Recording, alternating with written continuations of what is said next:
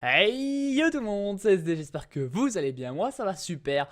Bon mercredi à tous et c'est une nouvelle vidéo aujourd'hui sur FM. Vous avez été assez contents, la plupart des gens étaient contents du nouveau format de vidéo.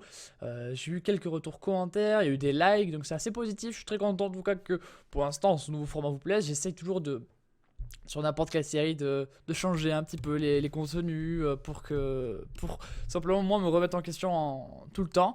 La dernière fois on s'était quitté sur un match en Ligue 1 contre Bastia, un match qu'on avait malheureusement on va dire concédé le nul à domicile, donc c'était pas un très très bon résultat.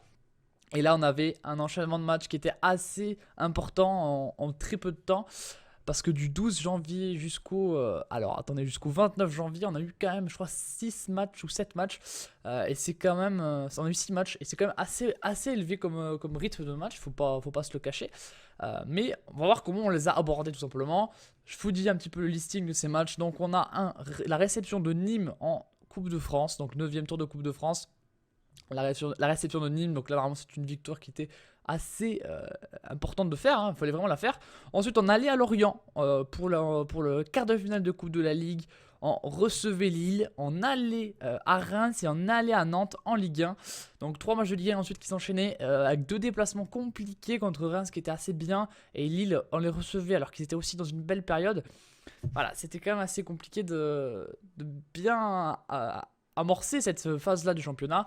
On y va de suite pour du coup le 9e tour de Coupe de France, et j'aurai une petite info à vous faire parvenir juste avant. Hey les potes, du coup on se retrouve pour ce match que j'ai gagné contre Nîmes, un club de Ligue 2 je vous rappelle, mais l'information principale que je voulais vous donner, entre autres de la victoire assez logique de l'OL, c'est ma nouvelle recrue, la recrue d'un Espagnol qui est la recrue de Mounir. Voilà, un joueur qui, quand je l'ai recruté, avait 4 étoiles de niveau actuel. C'est juste une petite parenthèse. Je l'ai recruté pour 20 millions d'euros. Et j'espère clairement qu'il va m'apporter de bonnes choses. Voilà, il était à Manu cette saison. Il n'a pas fait beaucoup de matchs, donc je le recrute. Et j'espère grandement qu'il va contribuer à l'expansion de mon club. C'est mon buteur principal. Je vous montre en fin de vidéo les autres achats et les autres ventes que j'ai fait. Et voilà, pour le moment, on va se retrouver pour ce match contre Nîmes, match qui a décidé de planter. Sachez que la victoire contre Nîmes a été claire, nette et expéditive. Ils ont fait 2 tirs, un seul cadré. En termes de stats du match, on a fait 2 demi-occasions, 4 occasions franches. Ils n'ont même pas existé dans ce match. Je vous montre de suite les buts. Le premier but, c'est Mounir sur penalty. Bien entendu, je vous remets une vitesse correcte. Hop, Mounir sur penalty qui met son premier but avec l'Olympique Lyonnais. Ça fait assez plaisir, voilà. Hop, surtout que ça va pas s'arrêter là. L'OL va mener très rapidement 2-0, puis ensuite 3-0. En même pas 20 minutes, on arrive à mener 3-0 dans ce match. Mounir, hop, second ballon, 2-0. Premier doublé avec l'OL dans son premier match. Ça fait très très plaisir. Ensuite, on va même mettre le troisième à la 12e par Sergi Darder sur un service de cornet. Et on arrivera à la 61e à mettre le 4-0 dans ce match. Hop là, cornet, ça bute, et c'est Emre Mor qui vient finalement mettre ce ballon dans le but. Voilà, c'est assez positif. Après ce match-là, on devait aller à Lorient pour la Coupe de la Ligue, les quarts de finale de Coupe de la Ligue. Un match assez compliqué quand même à Lorient, c'est jamais simple. Donc on va de suite voir ce que j'ai fait comme résultat. Juste à noter les 3 passes décisives de Maxwell Cornet lors de ce match. Et voilà, donc on était à stade de Lorient, stade du FC Lorient. Voilà, depuis stade du FC Lorient, c'est ce qui a marqué. Stade du FC Lorient. C'est le nom du stade. Pas du tout, mais bon, il appelle comme ça, c'est un petit peu bizarre. 23 000 supporters en tout et 1100 de l'Olympique Lyonnais. J'ai un petit peu mal à parler dans ce début d'épisode. Et pour voir un match un petit peu compliqué, on va dire, avec des actions, pas beaucoup non plus, mais des actions. On peut voir niveau occasion franche, on en a eu une pour nous, 2 demi-occasions lorientaises. Match un petit peu incertain qu'on a finalement, tardivement, mais finalement réussi à prendre avec nous, avec un but de Mounir à la 75e. Voilà, un match un petit peu incertain, un match un petit peu étonnant qu'on a réussi à faire basculer de notre côté. C'est quand même le plus important, c'est Darder qui va la passer à Mounir, et Darder qui est encore une fois décisive, même si Mounir fera un travail de ouf là-dessus. Il met 3 buts en 2 matchs, Mounir, il commence vraiment à marquer des points dès le début, et ça fait assez plaisir là-dessus. Voilà, il est décisif dès le début, on est qualifié pour les demi-finales de Coupe de la Ligue. Et c'est le match que vous avez aujourd'hui. Vous avez le match entre Lyon et Lille en Coupe de la Ligue. Demi-finale, pardon, je vais réussir à parler. Demi-finale de Coupe de la Ligue aujourd'hui. Donc vous l'aurez à la fin de la vidéo. N'hésitez pas du coup à attendre jusqu'à voir ce match-là. On y va ensuite, c'est la reprise de la Ligue 1. Tout de suite, vous allez voir ça avec la réception, je crois, tout d'abord de Lille. Et ensuite, c'est 2 déplacements. Et donc voilà, 50 000 spectateurs lyonnais pour voir ce match entre l'Olympique Lyonnais et Lille. Qu'on va rejouer du coup dans cette vidéo à domicile une nouvelle fois. Match qu'on a assez peu dominé finalement. Dans l'ensemble, c'était quand même un match assez compliqué. Une occasion, une demi-occasion lyonnaise. Voilà, donc niveau action franche, il n'y en a pas eu trop, mais il y en a eu quand même. Ce qui nous a permis de gagner. Deuxième minute de jeu, but de Mounir, voilà, qui met son 4e but en 3 matchs. Assez impressionnant dès le départ, Mounir. Voilà, c'est Cornet qui va faire des crochets là, au bord de la surface. Mounir, gros tir. Lucarne, rien à faire là-dessus. Là, qu'est-ce que tu veux faire? Qu'est-ce que tu veux faire? On va réussir à mettre le 2-0 à la 57e sur Mangala qui va taper cette balle dans la lucarne. Après, on ne sait pas trop ce qui se passe, c'est un petit peu bizarre, mais l'important n'est pas là. L'important, c'est la victoire lyonnaise 2-0. Et clairement, on prend des points parce qu'on avait fait quelques petits accros à domicile, etc. Notamment, donc c'était important de gagner ce match-là. On l'a fait et clairement, on va pas s'en plaindre. C'est une très bonne nouvelle. Et encore une fois, 2 passes décisives de Maxwell Cornet qui est on fire dans cette partie-là de saison. Il a été très bon au début. Il a eu un petit coup de mou. Puis là, il est de nouveau très décisif, Maxwell Cornet. Et ça fait extrêmement plaisir. Maintenant, c'est le déplacement à Reims qui a été quand même assez compliqué, vous allez voir ça. Et oui, comme je vous le disais, 21 000 spectateurs au stade Auguste Delaune de Reims pour voir ce match entre Reims et l'Olympique Lyonnais. Match très compliqué quand même, faut pas se le cacher, match très compliqué, assez serré en termes d'occasion. On peut voir que 3 demi-occasions rémoises. On a tenu le coup, on a réussi sur penalty à marquer par Emmanuel Mamana à la 43e minute avant la mi-temps dans ce match. Puis ensuite, ça a été très long à se décider. Hein. Vraiment, on menait, mais dans le jeu, c'était pas ça. Mamana, avec un peu de réussite, du coup, transforme ce penalty. C'était compliqué. Alors, il y a eu l'expulsion de Sam Morsi à la 84e minute de jeu, qui a priori donné à Lyon un petit sursaut d'orgueil et qui se dit putain, on va quand même essayer d'en mettre un deuxième. Viter pour Vela avec Gonalon qui fait une énorme frappe dans la lucarne, t'as jamais vu ça. Vela que j'ai décidé de mettre, je crois que j'ai fait rentrer en cours de match, mais une belle balle et Gonalon qui explose la lucarne. Donc là on se dit mais ça va très bien pour l'OL. Et ben non, parce que Moudou Barro va nous faire une frayeur et faire en sorte que le match se finit assez compliqué, avec assez de difficultés, parce qu'ensuite on a un petit peu subi. Et on a finalement réussi à tenir le choc, mais clairement c'était pas si simple que ça. Et clairement voilà, on a fait un bon match en soi, mais quand même ça aurait pu être beaucoup plus dramatique. Bon, c'est un enchaînement de matchs, on enchaîne 3 victoires d'affilée, 4 avec ce match-là. En Ligue 1, on enchaîne 2 victoires consécutives. Voilà, c'est bien pour les L1, pour la dynamique du club juste avant les matchs de Ligue des Champions qui se profilent. Et clairement, on va pas s'en plaindre. On a ensuite la réception, pardon, pas la réception, le déplacement à Nantes, qui est encore une fois un déplacement compliqué. Les Nantais, on les connaît, c'est assez difficile. Moi, dans ma carrière d'entraîneur avec l'OL, j'ai pas fait beaucoup de bons résultats à Nantes. Est-ce que là, j'ai enfin réussi? Vous allez le savoir. Eh oui, ça s'est plutôt bien passé, ce déplacement à Nantes. Et voilà, stade à Louis Fontenot, 24 000 spectateurs pour voir ce match-là. Et clairement, on a plutôt bien joué. Défensivement très solide, très solide. Ils ont fait un tir cadré, on n'a pas trop encaissé d'action. On a fait 3 demi-occasions. Je trouve que c'est l'un de mes meilleurs matchs. C'est vraiment l'un des matchs les plus aboutis. Cornet qui fait 2 buts, donc doublé de Cornet, pas décisif de Mounir. Voilà, franchement, vraiment beau match, rien à dire là-dessus. Ça part d'un but à la 51e de Cornet, un but quand même assez tard dans un match où l'on avait autant dominé. Vous allez voir qu'ensuite ça s'enchaîne, mais en très peu de temps on arrive à mettre tous les buts. Ça part de Mounir pour Cornet qui fait un petit ballon entre les jambes du gardien. Voilà, on va pas s'en priver, on va en plus marquer de ça 6 minutes plus tard. À la 57e, c'est Mounir qui se fait reprendre par Gigi, mais Cornet ensuite qui vient continue l'action et finalement il est assez opportuniste là-dessus. Et c'est tant mieux pour lui, il a provoqué son but. Et ensuite, 1 minute après, vraiment l'action d'après, on a un contre son camp, c'est Mounir qui vient et voilà, Gigi se dit je vais pas laisser le but à Mounir, je vais prendre son but. Et voilà, il prend son but, du coup Mounir n'a pas marqué, même si c'est lui le mec qui aurait dû le marquer parce que le ballon va au but et c'est Gigi qui a dit non, pour les stats on va pas lui laisser marquer. Voilà, c'est un petit peu comme ça que je le vois.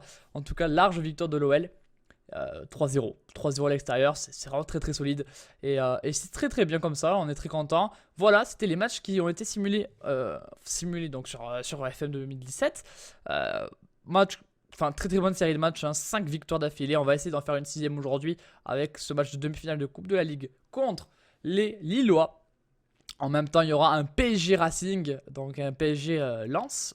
Voilà, on a l'habitude de voir des Paris-Lyon en finale de en Coupe nationale, Coupe de France, Coupe de la Ligue. On a l'habitude de voir des Paris-Lyon. Ben, on va peut-être encore en voir un. Il faudra passer par une victoire de l'OL. Alors, je voulais juste faire un petit point niveau transfert, étant donné qu'il y a eu des départs. Il y a eu des départs, les potes, il y a eu des départs. Déjà, il y a eu l'arrivée de Mounir, comme je vous l'ai dit, pour 19,5 millions. Déjà, premier aspect. Et ensuite, on a eu quelques départs avec le prix de Jean Thibert, le départ de John Flanagan pour 7,75 millions, le départ de Stefano Sensi pour 8,5 millions. Et surtout le départ de Nabil Fekir pour 22,5 millions. Fekir ne joue pas trop cette saison. J'ai recruté Mounir pour un petit peu changer d'air et clairement voilà, c'est ma philosophie lors de ce mercato. J'ai, je crois, effectué un futur transfert très intéressant. J'ai fait le recrue de libre de Constant Akasu. Voilà, c'est plutôt pas mal, comme vous pouvez le voir, c'est quand même assez solide. Et clairement, je m'en plains pas parce que là, ça va être insane. Ce joueur, je pense, l'année prochaine, je vais vraiment être très content. Voilà, en tout cas, c'est tout pour les mercato. Niveau classement, on est toujours à 4 points de retard sur le PSG qui n'a pas perdu. Pendant que nous on avait gagné, ils n'ont pas perdu non plus. Du coup, on a tous pris 9 points. Monaco, pareil, ils ont pris ils sont sur 5 victoires d'affilée aussi. Donc le trio de tête est sur un rythme assez soulevé et soutenu. Donc là, clairement, ça s'enchaîne assez vite. Il n'y a rien d'autre à dire. Cornet enchaîne extrêmement bien aussi. Je voulais juste vous montrer ses stats cette saison. 9 buts, 11 passes. Et 8 fois homme du match. La saison dernière, c'était 11 buts, 8 passes et 5 fois homme du match. Donc il est vraiment sur des standards très très élevés. Cornet, vraiment, il explose. Il n'y a rien d'autre à dire, c'est le mot. Il explose le mec. Et niveau compétition, pour faire un topo, en Coupe de France, on va affronter l'OGC Nice au 10e tour. Et voilà, et donc on a aujourd'hui cette demi-finale de Coupe de la Ligue qu'on va effectuer dès maintenant. Qui est donc toujours dans la continuité des matchs. On en a beaucoup qui vont se suivre. Voilà l'équipe que j'ai décidé d'aligner. Donc j'ai fait quand même beaucoup tourner, il faut le dire. Notamment en attaque, hein, où toute l'attaque a changé. Je fais un petit point de sauvegarde et on se retrouve pour ce match entre l'Olympique Lyonnais et Lille.